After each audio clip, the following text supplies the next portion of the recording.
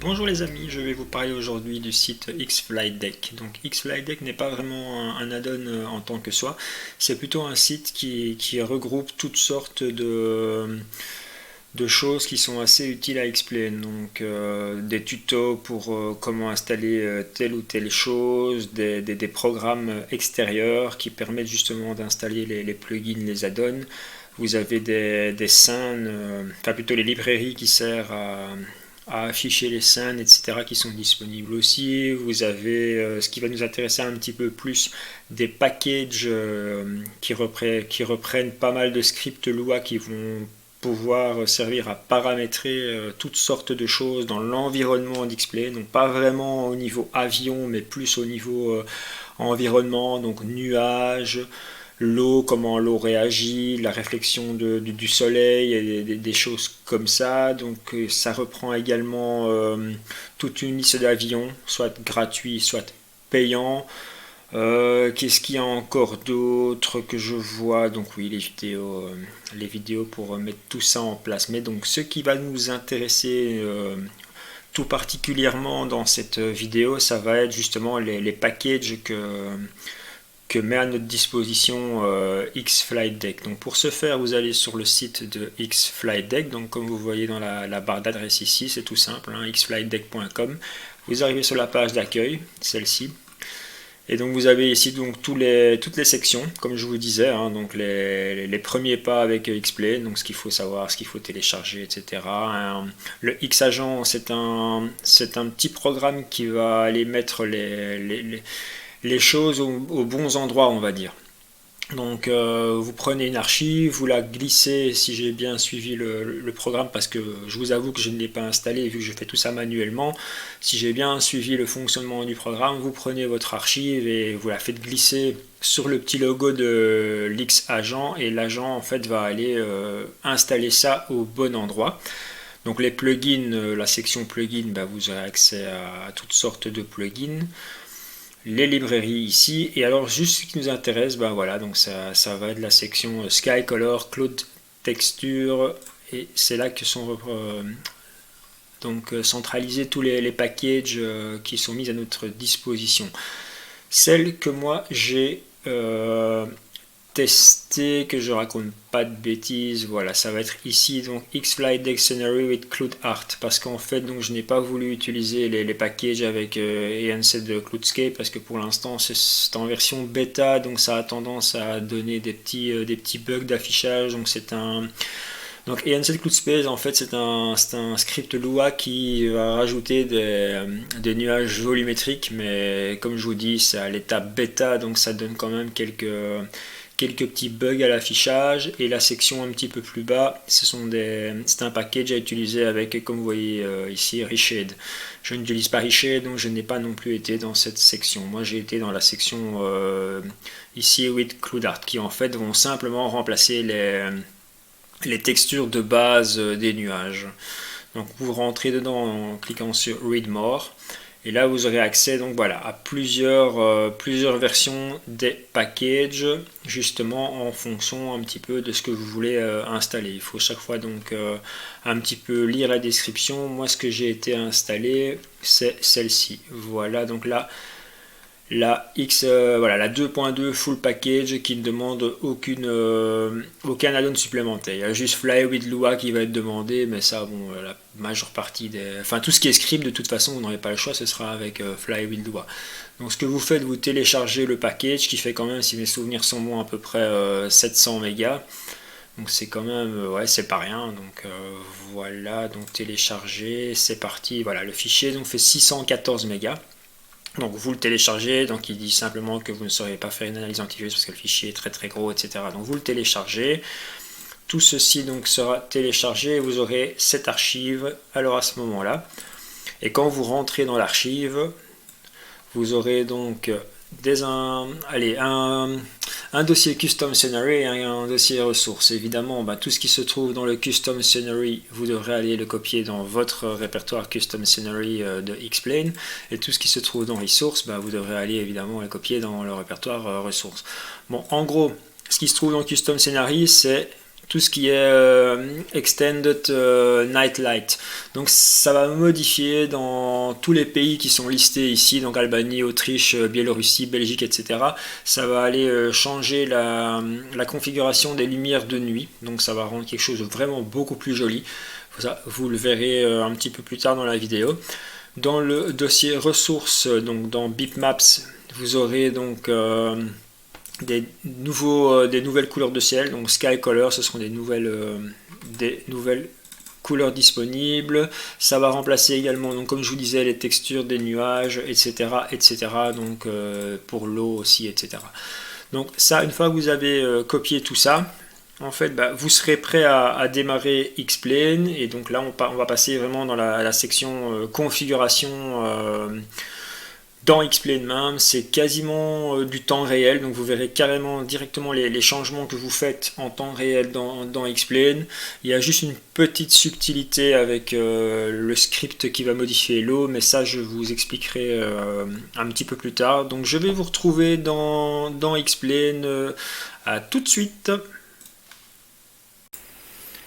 Nous voilà donc dans le simu une fois les fichiers installés. Donc comme vous le voyez, ça va vous rajouter toute une série de petits panneaux de contrôle dans votre menu plugin Fly with Lua.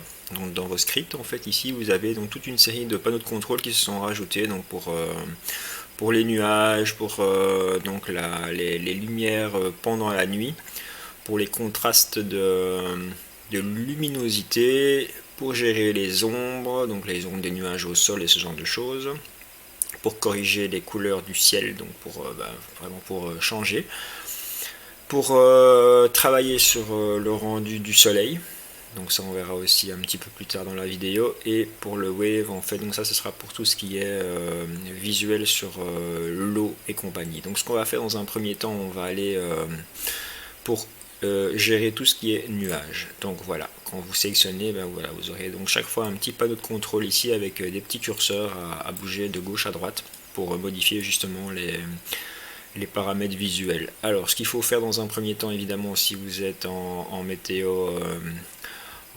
personnalisé, il faut aller mettre au minimum en scattered, comme ça on a des nuages qui vont apparaître, et voilà, donc les nuages apparaissent.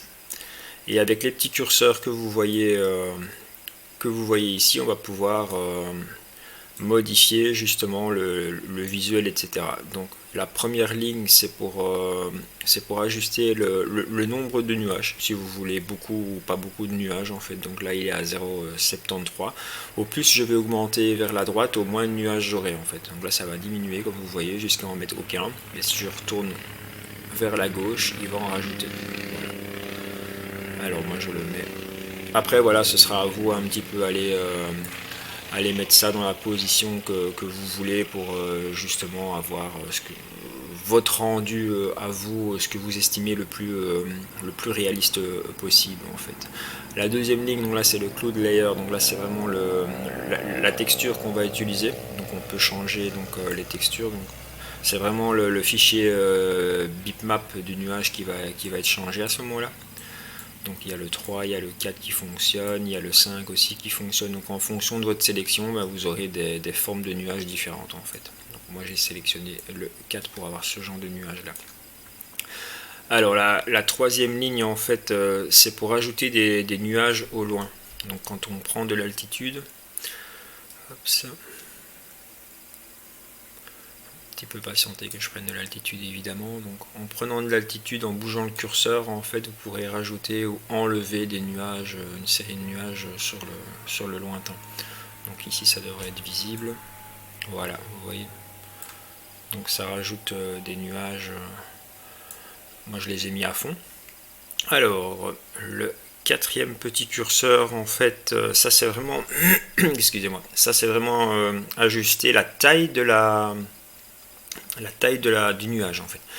Donc ça prend l'image de base, le fichier bitmap, et vous savez agrandir ou diminuer la taille c'est le zoom sur le fichier en lui-même, en fait. Donc voilà, si je fais ceci, on va augmenter la taille du nuage ou bien le diminuer pour afficher voilà. Vous voyez, c'est vraiment le fichier bitmap, l'image BMP qui est agrandi ou diminué. La ligne suivante, alors là, c'était quoi? Donc c'est ajuster plus ou moins de nuages visibles aussi au loin en fait. Donc là il faut remonter un petit peu. Ça va augmenter, ben, ouais, les nuages qu'on voit dans le fond près de l'horizon en fait. On va voir quand est-ce qu'on les voit. Voilà, là vous voyez.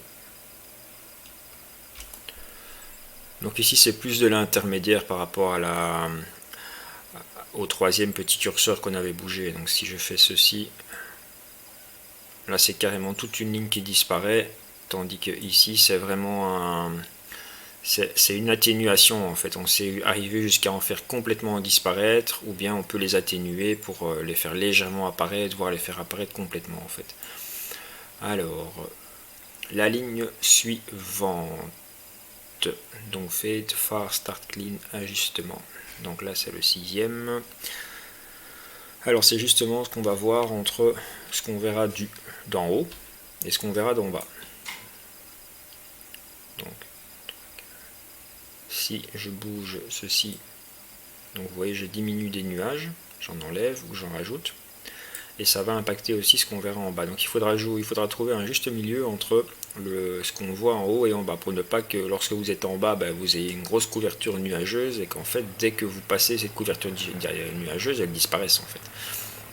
Donc il faut vraiment faire en sorte que vous voyez les nuages comme ceci à basse altitude, parce que si je fais le même petit mouvement quand je suis en bas, oui, ça les fait disparaître en bas aussi. Donc, moi je les ai mis plus ou moins dans cette zone là, et ça les laisse dans les deux cas en fait. Alors la ligne suivante.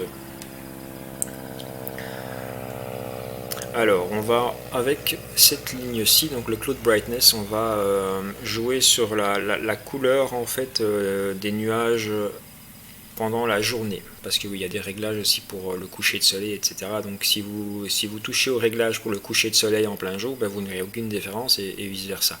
Donc en journée, si on touche le Cloud Brightness, en fait, voilà, les nuages vont devenir plus blancs ou moins blancs. Donc comme vous voyez, là on va vers le gris, tandis que là on va vers un blanc. Donc là c'est aussi même chose, à vous de trouver un petit peu ce que vous préférez pour que ce soit le plus réaliste à vos yeux. Le cluster suivant, donc Cloudflare, et ouais, donc ça c'est pour justement, ça c'est pour quand c'est le rendu pendant un lever de soleil et un coucher de soleil. Donc là il faut revenir un petit peu vers le lever du soleil. Donc là j'appuie sur la touche K, je la laisse enfoncer justement pour retomber, pour diminuer le temps, et donc voilà, on retombe dans le coucher de soleil. On va trouver le soleil qui est ici, voilà. Donc là on tombe en coucher de soleil, et donc ça va vraiment être le rendu que vous avez pendant un lever de soleil et un coucher de soleil. Donc si je change ceci, voilà, donc les nuages changent de couleur, mais ils vont changer de couleur uniquement dans cette période-ci, donc dans cette fourchette horaire. Si vous modifiez ce petit curseur et qu'il est 14h, vous n'aurez pas vraiment de changement, vu que ça joue uniquement sur les réflexions au lever de soleil. Donc voilà, donc vous voyez, ça joue vraiment là-dessus. Le curseur suivant, donc Sun Power Through a Cloud, donc ça c'est vraiment la force du soleil lorsqu'il passe derrière un nuage. Donc ici, vous voyez, le soleil est juste derrière le nuage qui est illuminé en blanc là. Et hop, en modifiant ceci, vous aurez moins d'impact sur le nuage en question en fait. Hop, je le remets là où il était, vers les 5. Alors les deux derniers curseurs, c'est pour jouer sur les contrastes entre les nuages blancs et les nuages noirs. En fait, quand vous sortez justement de la nuit. Donc c'est vraiment pour avoir plus ou moins les mêmes nuages, le même rendu de nuages. Regardez, donc si je joue avec ceci, je vais les rendre plus noirs ou plus blancs.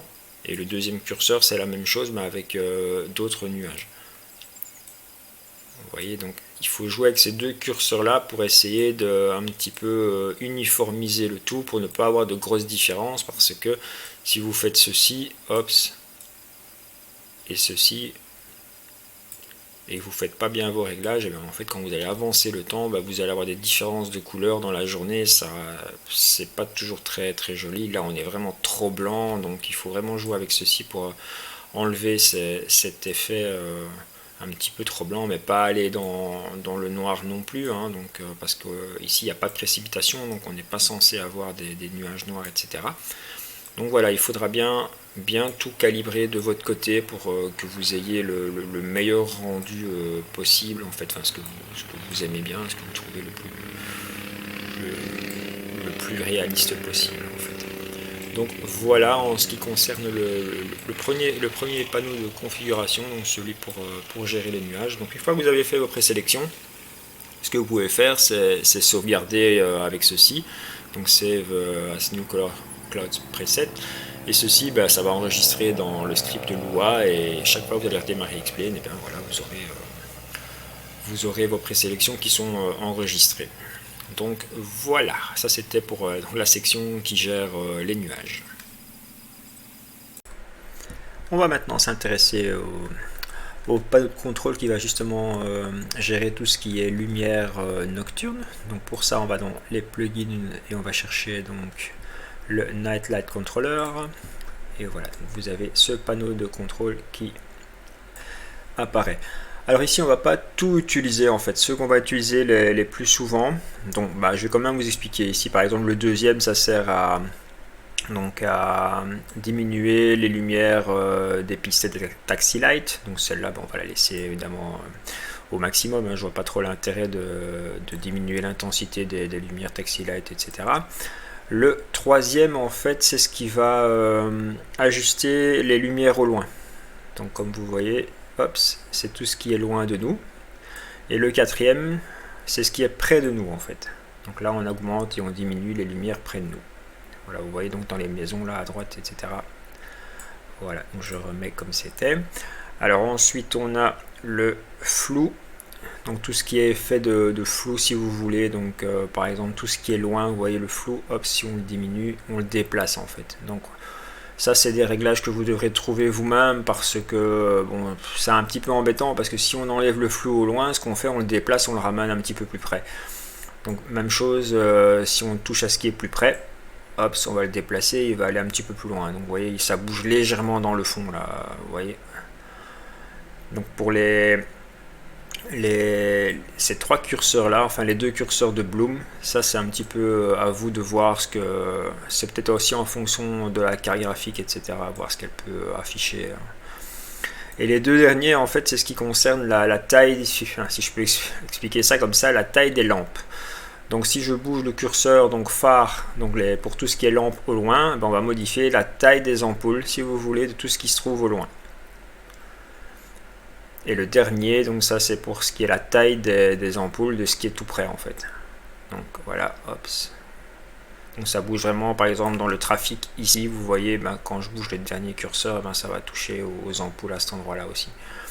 Donc par exemple quand on est au pied de piste pour être prêt à décoller, on aura des ampoules très très proches, et à ce moment là, si ce curseur là, le dernier, est un petit peu trop élevé, vous allez avoir des ampoules de piste qui sont comme des balles de tennis, donc c'est pas très joli, et donc il faudra un petit peu régler ça en fonction, un petit peu comme les nuages, hein, en fonction de ce que vous voulez comme rendu. Moi ce que j'ai fait pour retrouver ce genre de réglage, j'ai été voir une vidéo d'un atterrissage en direct de nuit pour voir un petit peu à quoi ressemblait l'éclairage de l'aéroport de loin, la ville, etc. Et j'ai essayé de reproduire ça plus ou moins de manière similaire, et voilà, ça a donné les présélections que j'ai ici, donc tous les montants qui sont là.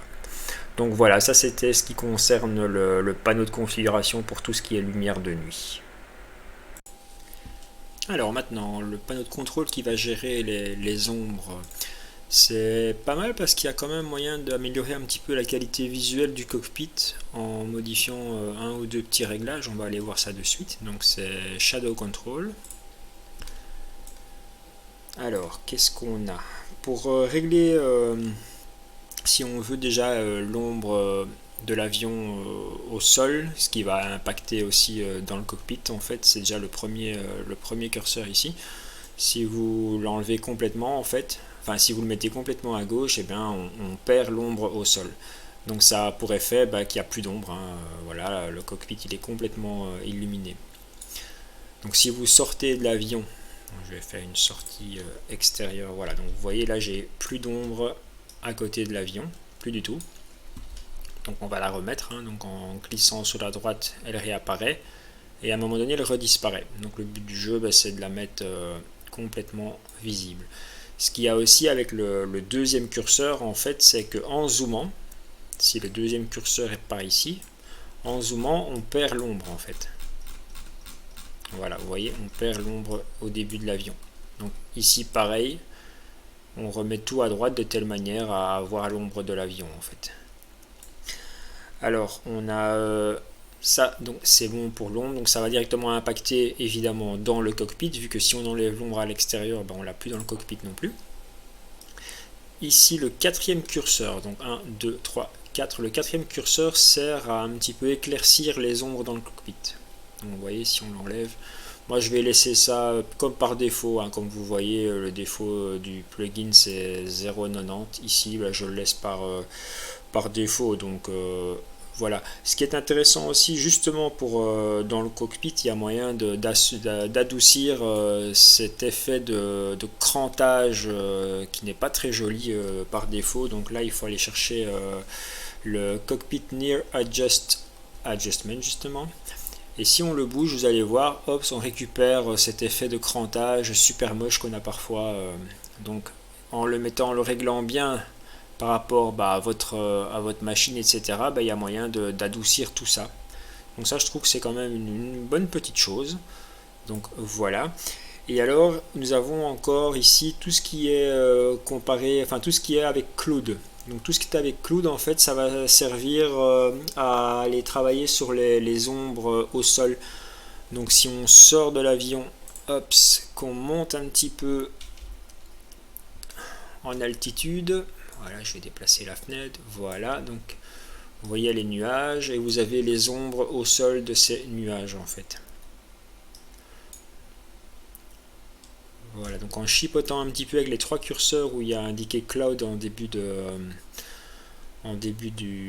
l'énoncé, vous pouvez modifier justement la force des ombres des nuages. Vous voyez là, à gauche elles disparaissent complètement et à droite elles réapparaissent. Donc il y a un réglage pour quand il fait sec, donc ground dry.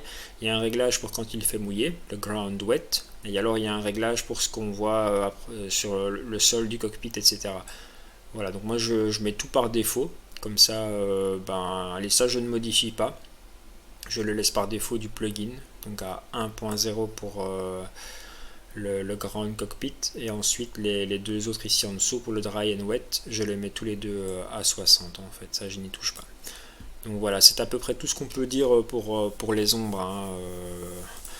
Donc régler les ombres des nuages, un petit peu lisser dans le cockpit et être sûr et certain que vous avez toujours votre ombre de l'avion lorsque vous volez, sinon ça influe sur le cockpit. Donc voilà ce qu'on pouvait dire pour la section ombre. Alors le panneau de configuration suivant, c'est pour tout ce qui est couleur du ciel. Donc c'est le Sky Color. Donc dans plugin, on va aller rechercher donc le Sky Color, voilà, donc Sky Color Controller.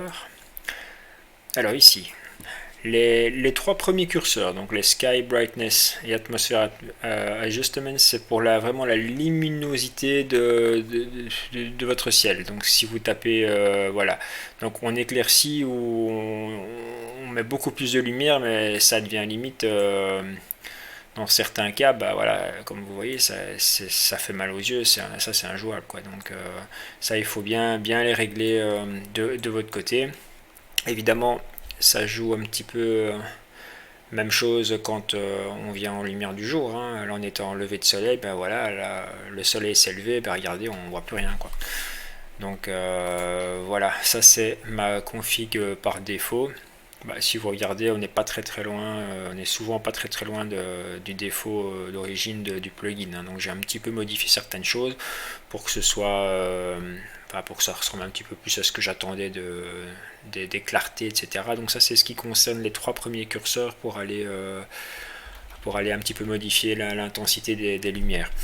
Ensuite, il y a moyen donc de rajouter un reflet sur la ligne d'horizon. Donc c'est Horizon Heat Sunset Effect. Donc là, vous allez rajouter plus ou moins une ligne blanche sur la ligne d'horizon. Vous voyez, hop, là je l'enlève, il n'y a plus rien. Enfin, on ne le voit pas tellement bien, je vais supprimer le deuxième effet. Voilà, donc ici il y a une ligne d'horizon blanche qui se rajoute en fait un effet, donc vraiment, mais ça c'est seulement sur la ligne d'horizon, tandis que le curseur qui suit, donc l'horizon fog, ça va rajouter une zone en dessous de la ligne d'horizon. Vous voyez, là c'est vraiment, ça rajoute vraiment une zone de brouillard. Là c'est un petit peu aussi à vous comme d'hab de mettre ça pour mettre un petit peu cet effet un petit peu réaliste. Voilà, qu'est-ce qu'on a encore oui, donc on s'est joué aussi sur l'intensité des reflets du soleil. Donc si je fais monter un petit peu le soleil dans le ciel, hop, comme ceci, voilà.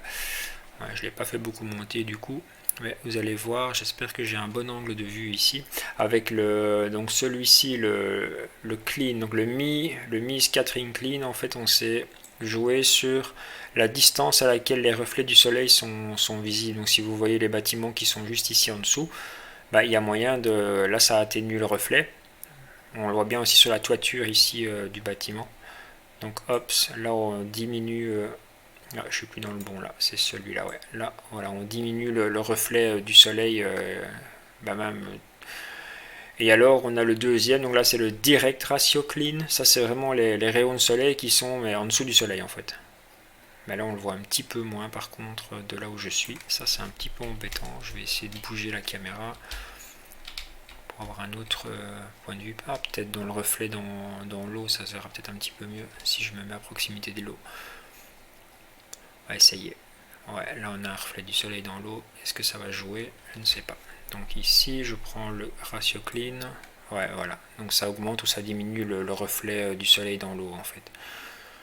Vous voyez, donc c'est vraiment aussi jusqu'où il peut venir. Et je suppose que si je remodifie celui-ci, ouais, bah voilà, c'est juste pour les bâtiments en fait. Donc voilà, ce sont les choses qu'on pouvait régler avec ce petit panneau de configuration. Donc c'est aussi bien sympa, ça permet d'accentuer ou de diminuer certaines luminosités par certains endroits. Donc voilà, c'est ce qu'on pouvait dire sur le panneau de configuration pour les couleurs du ciel. Alors, le panneau de contrôle suivant, ça va être pour tout ce qui touche à l'eau. Alors, une petite particularité de ce script-là, c'est que, en fait, ce script il va se recharger dans Explain toutes les 10 secondes. Il ne va pas tenir compte des changements que vous allez faire. Donc, si je touche à un des curseurs, voilà, il y a une différence qui s'opère. Je vais essayer de trouver quelque chose d'un peu plus flagrant. Voilà, ça c'est flagrant. Et ben, j'ai modifié. Et ben, dans maximum 10 secondes, ça va reprendre les caractéristiques par défaut du script. Donc c'est ce qui vient de se passer maintenant. Donc en fait, ça veut dire que vous devez bouger les curseurs un à un, trouver la valeur qui vous plaît et la sauvegarder, en sachant que ça va être votre ancienne valeur qui va revenir en fait. Donc admettons, je voudrais changer avoir ce rendu là. Je sauvegarde. Je sais que je vais avoir ce rendu là lors des prochains démarrages de X-Plane, malgré que le script vient de se recharger en fait. Donc le plus facile, c'est de faire les corrections une par une, et quand vous êtes sûr que ça vous plaît, vous sauvegardez. Comme ça, en fait, ben voilà, admettons, comme je vous ai dit un petit peu, voilà, je veux ce rendu là, je sauvegarde. Voilà, je veux ce rendu là, je sauvegarde. Donc ça veut dire que chaque fois que je vais relancer Explain, j'aurai ce genre de rendu dans l'eau. Bon, c'est pas très joli, je préfère le rendu qui est ici. Donc je vais remodifier le rendu jusqu'à avoir quelque chose qui me plaît. Ça me plaît déjà beaucoup plus, c'est déjà beaucoup plus réaliste comme effet visuel.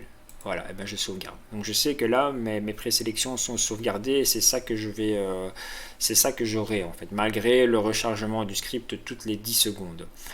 Alors, qu'est-ce qu'on peut modifier avec tous ces petits curseurs? Donc le premier curseur sert à modifier l'aspect des reflets des nuages dans l'eau. Donc si je le bouge, voilà. En fait, les nuages, vous voyez ici, les reflets de ces nuages-là ont bougé en fait. Voilà. Donc ça c'est, ouais, ça va, c'est pas encore c'est pas encore très, allez, c'est pas si important que ça. Moi je trouve ce qui est le plus important, c'est quand même cet effet de distorsion dans l'eau qui va vraiment apporter l'effet visuel assez réaliste, hein. C'est sûr que si vous avez un effet pareil, bah, c'est pas très joli, quoi. Donc il vaut mieux avoir un effet justement qui apporte de la distorsion dans les vagues, et c'est justement ce curseur là qui va l'apporter en fait. Alors il y a moyen aussi de régler l'effet de réflexion. Donc ça c'est le sixième curseur, 3, 4, 5, le sixième curseur c'est celui-ci, voilà. Donc l'effet vraiment de réflexion qu'il va avoir dans l'eau, il va être différent aux endroits différents du curseur. Donc là c'est un petit peu essayer de trouver quelque chose qui vous plaît. Voilà, moi j'ai fait la même chose, hein. Ici ça me plaisait assez avec ce genre de choses là. Voilà, le curseur était ici à 6,47, voilà. Donc en le bougeant, à un moment donné, vous trouvez quelque chose qui vous plaît, pof, vous le sauvegardez, et c'est comme ça qu'il faut travailler. Alors les trois curseurs qu'on va utiliser aussi, ce sont les trois curseurs de vitesse. Donc ça va modifier la vitesse de l'eau, mais il ne faut pas oublier que cette vitesse, elle est impactée par la météo. Donc s'il y a beaucoup de vent, bah, vous saurez avoir des mouvements d'eau dans les vagues, etc., qui vont être beaucoup plus rapides. Donc par exemple, si je mets tout par là, vous voyez déjà là ici, malgré que je vais vers la gauche, en fait la vitesse de l'eau s'est accélérée. Voilà. Ici par contre ça la ralentit. Si vous allez de ce côté là, elle bouge plus en fait. Donc vous voyez le fait de bouger les curseurs, dans certains cas à gauche, ça ralentit l'eau, elle bouge quasiment plus. Voilà, là elle bouge plus. Par contre, si je bouge celui-là tout à fait à gauche, le premier, là l'eau elle bouge un petit peu plus. Donc là c'est la vitesse des vagues en fait, tandis que les deux autres, c'est la vitesse, c'est l'impact du vent sur la surface de l'eau. Donc comme ça vous avez de quoi un petit peu modifier tout ça. Donc moi personnellement ce sont vraiment ceux-ci que j'ai modifié. Donc le premier et le deuxième curseur, la réflexion de l'eau et les curseurs de vitesse. C'est ça qui m'a permis d'avoir cet effet visuel là. Évidemment quand vous changez voilà, donc vous voyez le reflet de l'eau évidemment change en fonction de la hauteur du soleil, etc. Donc voilà en ce qui concerne le panneau de contrôle pour tout ce qui est vague. C'est quand même, allez, de tous les panneaux de contrôle, c'est celui qui est le plus dur à configurer, vu qu'il y a cette histoire des 10 secondes où il refresh la valeur par défaut du script malgré vos changements. Donc au début c'est un petit peu déroutant si on ne comprend pas bien le fonctionnement. On a l'impression que les changements qu'on fait n'agissent pas, ou bien on se demande si c'est buggé parce que malgré les changements qu'on fait, ben ça revient à un moment donné, voilà, je fais ça, j'ai modifié quelque chose, hop, ça me plaît, et puis pouf, ça revient à une ancienne configuration. Donc au début on comprend pas très bien, mais une fois qu'on a assimilé le processus, de bien modifier curseur par curseur jusqu'à ce qu'on ait quelque chose qui nous plaise, et de sauvegarder, à ce moment-là on parvient à régler convenablement les mouvements de l'eau en fait. Donc voilà, ben, ça en est tout pour les petits panneaux de configuration. J'espère que ça vous a plu, que ça va vous aider à améliorer la qualité visuelle d'X-Plane. Ça ne devrait pas être très très compliqué une fois qu'on a compris les principes. Donc voilà, je vous souhaite une bonne journée, à bientôt les amis.